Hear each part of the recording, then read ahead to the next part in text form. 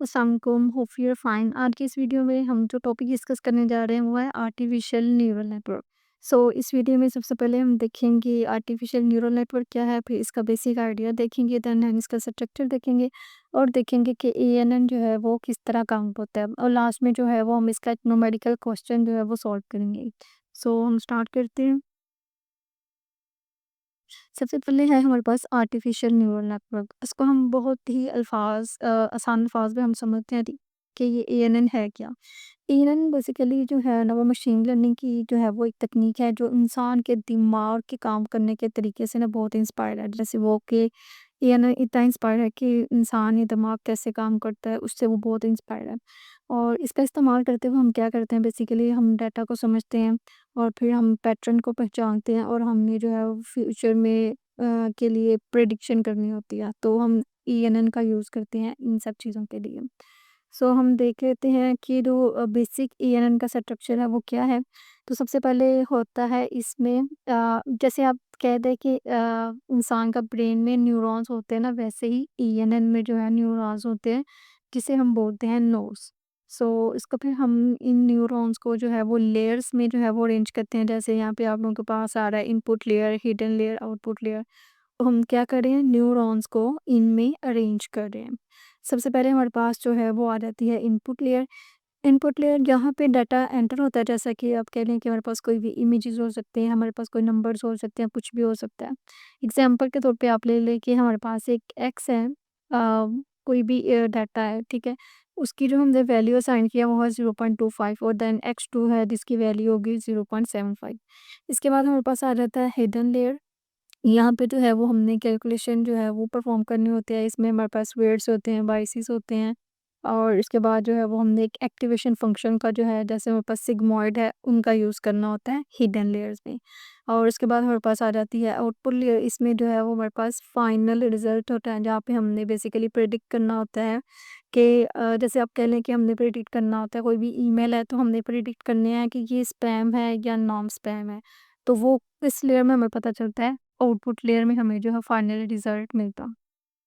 अब जैसे कि ये देखिए इमेजेस है आपके पास, तो ये क्या है, इनपुट लेयर। हमने बात की थी कि ये जो आपको सर्कल नज़र आ रहा है ये है न्यूरॉन्स। न्यूरॉन्स जैसे हमारे दिमाग में होते हैं वैसे ही ये एएनएन में इस सर्कल को न्यूरॉन्स भी कहते हैं और नोड भी कहते हैं। अभी अगर आप लोग ये सर्कल देख रहे हैं तो मैं समटाइम किसी जगह पे बोलूँगी नोड, ठीक है।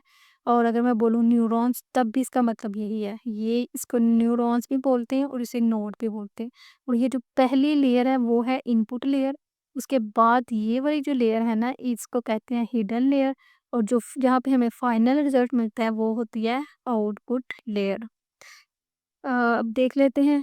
अब इसके बाद ये है कि हमारा जो एएनएन है वो किस तरह काम करता है। इसमें 2 तरीके से वो काम करता है। एक होती है फॉरवर्ड प्रोपेगेशन और एक होती है बैकवर्ड प्रोपेगेशन। अब फॉरवर्ड प्रोपेगेशन क्या होती है? डाटा इनपुट लेयर से हिडन लेयर तक जाता है, ठीक है? हमने पीछे देखा था कि इनपुट लेयर है और वो उसके बाद दूसरी कौन-सी लेयर है? ये इनपुट लेयर है और ये हिडन लेयर है। अब जो फॉरवर्ड है उसमें क्या है कि डाटा इनपुट लेयर से हिडन लेयर तक क्या करेगा? जाएगा। और इसके बाद जो है अब जो है मतलब हर जो न्यूरॉन्स है ना उस पे जो हमने वेटेड सम जो है वो कैलकुलेट करना है और देन हमने इसके ऊपर जो एक्टिवेशन फंक्शन है उसे अप्लाई करना है। और उसके बाद जो है वो हमें फिर आउटपुट जो है वो फाइनल मिलता है। और जो बैक प्रोपगेशन है इसमें बेसिकली ये होता है कि अगर हमारे पास जो आउटपुट गलत है तो इसका मतलब है कि हमारे पास जो है वो हमने एरर को कैलकुलेट करना है। एरर केस ये क्या होता है, हमने अपने वेट्स को अपडेट करना होता है और ये बेसिकली हम किस लिए किसका यूज़ करते हैं, हम इसमें ग्रेडियंट डिसेंट का जो है वो यूज़ करते हैं ताकि हमारे पास जो नेक्स्ट प्रेडिक्शन है वो क्या हो, बेहतर हो। अब आपको मैं फिर से समझाती हूँ कि सबसे पहले हमने क्या करना है, जब फॉरवर्ड होगा तो हमने क्या करना है, यहाँ पे हमारे पास कुछ नोड्स हैं, इनमें भी कुछ वैल्यू होंगी और इसके बाद ये जो आपको एजेस नज़र आ रहे हैं ना यहाँ पे इसके वेट असाइन किए जाते हैं और ये फॉरवर्ड जाएगा, ठीक है। अब आउटपुट में हमने बता दिया है कि जो हमारी आउटपुट है वो 1 ही आनी है। और अब जब हम इन सब को कैलकुलेट करेंगे, एक्टिवेशन फंक्शन परफॉर्म करेंगे और अगर लास्ट पे हमारे पास यहाँ पे 1 की बजाय आ जाता है 2, तो इट्स मीन्स कि हमारे पास क्या है, एरर आ गया। हमें हमारे पास आउटपुट 1 ही होनी चाहिए थी, लेकिन हमारे पास 2 आ गया। तब क्या करेंगे, दोबारा बैकवर्ड जाएँगे और सबके वेट्स को एडजस्ट करेंगे। वेट हमारे पास यहाँ पे होंगे, ये जो एजेस आपको नज़र आ रहे हैं यहाँ पे आप लोगों के वेट्स होंगे। देन फिर उनको एडजस्ट करेंगे, फिर दोबारा जो है जब हमारे पास फाइनल आउटपुट जो हमारी हमने प्रिडिक्ट की हुई है या हमें पता है कि यही आनी चाहिए, वहाँ तब तक वो नहीं आएगी, तब तक हमने क्या करना है, बैक प्रोपगेशन करनी है। तो इसका जब हम न्यूमेरिकल वर्क करते हैं तो आपको फिर अच्छे से समझ जो है वो आ जाएगी। और इसमें हमने देखते क्या है कि हम एएनएन को कहाँ-कहाँ पे इसकी एप्लीकेशन है, तो हेल्थ केयर में जैसे कि हमारे पास कोई भी डिज़ीज़ को डिटेक्ट करना है, जैसे कैंसर हो गया हुआ है, तो वो एएनएन के ज़रिए हम जो है वो प्रेडिक्ट कर सकते हैं। इसके बाद फाइनेंस में यानी कोई भी फ्रॉड से बचने के लिए या स्टॉक की प्रेडिक्शन के लिए, वीएन के लिए, जैसे आप लोग कह लें कि आप लोगों का कैमरा वगैरह होता है, तो इस इन सब में वो जो है वो यूज़ होगी। आपको क्वेश्चन जो है वो एग्ज़ाम में आएगा। इसी तरह की आपको एक डायग्राम दी होगी और इधर आपको फाइनल आउटपुट भी बताई होगी कि क्या फाइनल आउटपुट में हो गया, और लर्निंग रेट भी बताया होगा। अगर नहीं बताया होगा तो आपने लर्निंग रेट 1 खुद से ही एडजस्ट कर लें। तो सबसे पहले अगर आप डायग्राम देखें तो हमारे पास जो ये 2 हैं, ये है इनपुट लेयर और ये जो सर्कल नज़र आ रहे हैं ये हिडन लेयर है, और ये जो लास्ट पे नज़र आ रही है वो है आउटपुट लेयर। अब देखें कि जो इनपुट है, जो x है उसकी क्या वैल्यू है, 0.35 है, x2 की वैल्यू 0.9 है, और h3 हिडन लेयर और ये हिडन जो 2 लेयर है इनकी आउटपुट यानी कि जो इनकी वैल्यू है वो हमने खुद फाइंड करनी है, और इवन के 5 की। इधर इन्होंने हमें जो है वो वेट दिए हुए हैं। अब ये देखिए कि जब हिडन 3 की अगर हमने आउटपुट को फाइंड करना है तो कैसे करेंगे। हमारे पास एक इनपुट लेयर है और उसके साथ ये जो एजेस मिल रहा है उसका कोई वेट है जिसको उन्होंने किया हुआ 0.8 है, और अब ये इनपुट 1 है जिसका कोई वैल्यू है और इसका जो वेट है वो 0.13 है। अब देखिए कि जो फर्स्ट हमारे पास न्यूरॉन्स है उसका एक वेट H3 के साथ कनेक्ट है और एक वेट H4 के साथ कनेक्ट है। इसी तरह जो हमारे पास इनपुट 2 है, उसका जो एक वेट है वो H3 के साथ कनेक्ट है और एक जो वेट है वो H4 के साथ कनेक्ट है, ठीक है? और इसी तरह Y3 का इन्होंने वेट बताया हुआ है और Y5 का जो है वो बताया हुआ है। अब हमने क्या करना है, हमने H3 की जो है ना, जिसे आप लोगों ने ऊपर Y3 लिखा हुआ है, इसकी हमने देखने की क्या वैल्यू निकलती है। वो कैसे निकलेगी, जब हमने इनको मल्टीप्लाई करेंगे, इनको इनके वेट को इनकी आउटपुट के साथ मल्टीप्लाई करके सम करके जब करेंगे तो तब हमारे पास ये इनकी आउटपुट निकलेगी। तो वो हम फाइंड करते हैं कैसे निकलती है।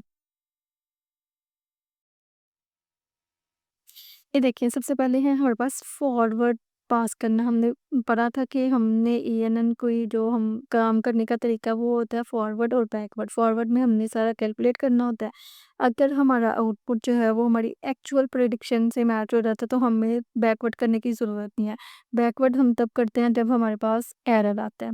तो सबसे पहले हमने क्या करना है, फॉरवर्ड पास करना है, और इसका ये फार्मूला है, ठीक है? और ये हमारे पास एक्टिवेशन फंक्शन है, सिग्मॉइड एक्टिवेशन फंक्शन है, ये पेपर में आप लोगों को दिया गया होगा। अब आप लोगों ने क्या करना है, सिंपली यहाँ पे आप कुछ भी लिख लें अपनी मर्ज़ी से, A1 A2 A3 अपनी पहचान के लिए, जो भी आप आपके माइंड में रह जाए उसके लिए। अब आप लोग देखें इसमें क्या है कि वेट 13 मल्टीप्लाई x1 यानी जो इनपुट 1 थी और जो उसका वेट था, वेट 13 जो भी इसकी वैल्यू थी उसको उसके साथ मल्टीप्लाई करवाना है और उसके बाद उसे प्लस करना है। तो हमारे पास x2 की जो इनपुट है और उसका जो वेट है उसको मल्टीप्लाई करके फिर जो भी इनकी वैल्यू बनती है इनको सम करवा देंगे तो हमारे पास ये आउटपुट आएगी। और इस आउटपुट को फिर हमने किस में डालना है, एक्टिवेशन फंक्शन में ऐड करेंगे, तब हमारे पास ये क्या होगी, हमारे पास फाइनल आउटपुट आएगी। अगर हम पीछे देखें तो मैं आपको बताती हूँ, अभी हमारे पास ये है कि हमने H3 को फाइंड करना है, ठीक है? तो H3 की वैल्यू फाइंड करने के लिए हम क्या करेंगे, x2 यानी 0.9 मल्टीप्लाई 0.8, ठीक है? एक ये जा रही है और एक हमारे पास जा रही है x1 0.35 मल्टीप्लाई 0.1। जब इन दोनों को मल्टीप्लाई कर लेंगे तो उसके बाद फिर हमने सम करना है। सम करने के बाद हमारे पास यहाँ पे एक वैल्यू आएगी, उसको हमने सिग्मॉइड में ऐड करना है और सिग्मॉइड फंक्शन लगाने के बाद जो हमारे पास आउटपुट आएगी वो हमारे पास फाइनल आउटपुट होगी हिडन ट्री की। ओके, अब ये देखिए W13 मल्टीप्लाई x1 फिर प्लस किया और हमारे पास ये वैल्यू आई। इसको हमने आप लोगों ने ये वाला फार्मूला यूज़ करना है सिग्मॉइड का, 1 डिवाइडेड 1 मल्टीप्लाई ये ई की पावर 0.75 का, ये आप कैलकुलेटर से जो ई आपको वहाँ पे शो हो रहा होगा वहाँ पे इसको डालेंगे, उसमें ये वैल्यू ऐड करेगा तो आप लोगों के पास 0.68 इसकी फाइनल आउटपुट आ जाएगी। इसके बाद हमने किसके लिए, हमने y4 के लिए, यानी एक लेयर ये हमारे पास हिडन लेयर के लिए था, हिडन लेयर जो पहली वाली थी, और ये हमारे पास जो दूसरा नोड था हिडन लेयर का, उसके लिए हमने आउटपुट फाइंड करनी है। इसमें भी हमारे पास क्या होगा, x1 की जो इनपुट वैल्यू है और उसका जो वेट है उसकी वैल्यू ऐड करेंगे, फिर हमने x2 जो है इनपुट वैल्यू और जो उसका वेट है उसको मल्टीप्लाई करेंगे और प्लस करेंगे तो कोई हमारे पास 0.68 आएगा। फिर उसको हमने एक्टिवेशन फंक्शन में पास करेंगे तो हमारे पास ये वैल्यू आएगी। अब हमारे पास हमें पता चल गया कि y3 की वैल्यू क्या है 0.68 और y4 की वैल्यू 0.6637। इसके बाद फिर हमने फाइनल आउटपुट के लिए जो है वो वैल्यू असाइन करनी है। अब फाइनल आउटपुट के लिए देखें अगर हम, अब ये देखिए, अब फाइनल जो आउटपुट है इसको फाइंड करने के हमें पता है कि हमारे पास वेट दिया हुआ है y35 0.3 और अभी हमने y3 यानी h3 को फाइंड किया है, वो क्या वैल्यू है।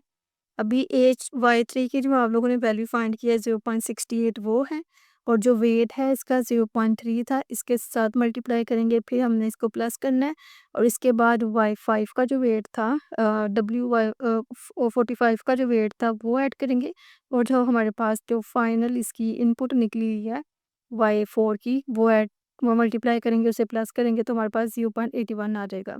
इसके बाद फिर इसको सिग्मॉइड एक्सप्रेशन फंक्शन में पास करेंगे और अब हमारे पास जो वैल्यू आ रही है वो है 0.69, बट हमने क्या कहा था कि हमारी वैल्यू होगी 0.5 और यहाँ पे हमने कहा है कि हमारे पास क्या वैल्यू है 0.5। अब आप लोग देखिए कि ये हमारी एक्चुअल वैल्यू है और अभी जो हमने निकाली है वो हमारी प्रेडिक्शन वैल्यू है। अब आप लोगों ने 0.5 से को माइनस कर देना उसमें से, फिर आप लोगों के पास जो वैल्यू आएगी इट्स मीन्स कि इतना एरर आया आपके पास। अब आप लोगों के पास एरर आ गया तो इट्स मीन्स अब आप लोगों ने क्या करनी है, बैक प्रोपोगेशन करनी है, यानी अपने वेट्स को अब एडजस्ट करना। अब हमारे पास ये था, ठीक है, हमने इनको मल्टीप्लाई किया तो हमारे पास y3 की वैल्यू 0.68 आ गई और इसको हमने जब इनके वेट्स को मल्टीप्लाई किया तो हमारे पास आ गई एज की वैल्यू, और देन फिर हमने 0.68 को इन वेट्स से मल्टीप्लाई किया और इसको इससे करके प्लस किया तो हमारे पास y5 की वैल्यू ये निकली थी। अब हमारे पास पता है कि हमारे पास जो एक्चुअल वैल्यू थी वो 0.5 थी, तो ये 69 है। अब हमने क्या करना, बैक प्रोपोगेशन करनी है, और बैक प्रोपोगेशन में आप लोगों को पता है कि हम क्या करते हैं, वेट्स को अपडेट करते हैं, और ये जब हमने वेट्स को अपडेट करना तब फार्मूला यूज़ होगा, इससे पहले हमने चेंज फाइंड करना। अब ये डेल्टा जो नज़र आ रहा है इसका मतलब है चेंज, यानी कि हमारे न्यूरॉन ने कितना गलत प्रेडिक्शन दी है और हमने कितना वेट अपडेट करना है, ठीक है। कि अभी देखें कि हमारे हर न्यूरॉन है उसने कितनी प्रेडिक्शन गलत की है और हमने किस तरह वेट एडजस्ट करना है ताकि हम जो है अपनी आउटपुट को फिलफिल कर सके, जो हमारी एक्चुअली रिक्वायर्ड जो है वो हमें जो इनपुट चाहिए, आउटपुट चाहिए, सॉरी। अब ये फार्मूला है, या आप लोग बेशक याद कर लीजिएगा, इसी के अकॉर्डिंग बस आप लोगों ने ये करना है सॉल्व और आप लोगों का सॉल्व हो जाएगा। अब फॉर बैकवर्ड प्रोपोगेशन आपने करनी है तो आपने आउटपुट यूनिट के लिए करनी है, ठीक है। सबसे पहले आप लोगों ने आउटपुट यूनिट के लिए चेंज फाइंड करता है कि कितना चेंज आया है। अब इसका ये फार्मूला है कि y 1 minus y, y target minus y, it's means कि जो अभी y की वैल्यू है वो क्या है 0.69, फिर हमने क्या करना है 1 माइनस 0.69 जो y की वैल्यू है उसमें से 1 में से इसे माइनस करना है, फिर मल्टीप्लाई करना है कि हमारे पास जो टारगेट वैल्यू थी वो थी 0.5। क्वेश्चन में आपको ऊपर बताया हुआ था कि जो फाइनल आउटपुट होगी उसकी जो वैल्यू है 0.5 है, लेकिन जो हमने निकाली है वो थी 0.69। अब इसको सारा फार्मूले में आपने पुट कर देना, उसके बाद जब ये आप प्लस माइनस करेंगे तो आप लोगों के पास ये वाली वैल्यू आ जाएगी। अब आपको पता चल गया कि कितना चेंज आया आपके इसमें। इसके बाद फिर आपने ये चेंज हिडन यूनिट के लिए यूज़ करना है। अब एक हिडन ये लेयर है और एक हिडन ये लेयर है, अब वो आप लोगों ने कैसे फाइंड करना है। अब यहाँ पे से कह दें कि डेल्टा 3 कह दें। अब हमारे पास y3 1 माइनस y3, इसके साथ आपने क्या करना है, आपने वेट लगाना है, क्योंकि आप इस इधर आपने कनेक्ट हुए हैं, इसके साथ तो कोई वेट नहीं था, इसलिए हमने यहाँ पे वेट यूज़ नहीं किया। लेकिन अगर जब आप ये वाली चेंज फाइंड करेंगे तो इसके साथ वेट है तो आप लोगों ने वेट को भी कंसीडर करना। अब y3 की वैल्यू क्या है 0.68, फिर माइनस कर दें 1 माइनस 0.68, इसके बाद आप लोगों ने क्या करना है कि जो वेट है उसकी कितनी वैल्यू है 0.3, और जो हमारे पास चेंज आया है इसका, ठीक है? चेंज क्या है? ये चेंज, इसको मल्टीप्लाई कर देना है और इसके बाद जो भी आप कैलकुलेशन परफॉर्म करेंगे इसमें ये उसकी फाइनल आउटपुट आ जाएगी किसकी? इस चेंज की। इसके बाद इसी तरह आपने चेंज जो है वो y4 के लिए यूज़ करना है, ठीक है? और यही है y4 की वैल्यू क्या है अभी 0.6637, यही सेम फार्मूला अब इसके साथ क्या वेट है 0.9, ठीक है? और इसके बाद y5 का क्या चेंज निकला ये ऊपर आप लोगों को उन्होंने बताया हुआ है -0.06। अब आप लोगों को पता चल गया कि हर लेयर ने कितना गलत प्रेडिक्शन दी है और कितना आप लोगों ने वेट चेंज करना है, ये सारी आपने परफॉर्म करनी, ठीक है?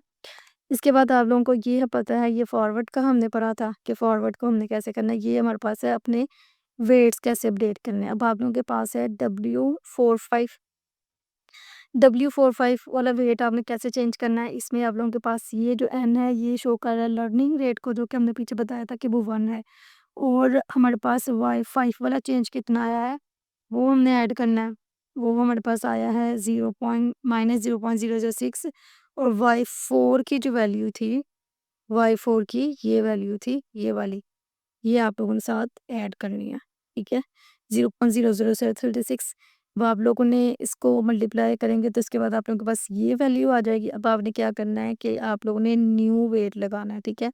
अब 45 न्यू वेट और जो ओल्ड था वो कौन-सा था? अब 45 जो वेट था, अब अगर आप लोग यहाँ पे देखें तो 45 का ओल्ड वेट क्या था 0.9। और अब हम क्या लगाएँगे, ये हमारे पास ओल्ड वेट था और जो अभी निकला है वो ये न्यू वेट है, ठीक है?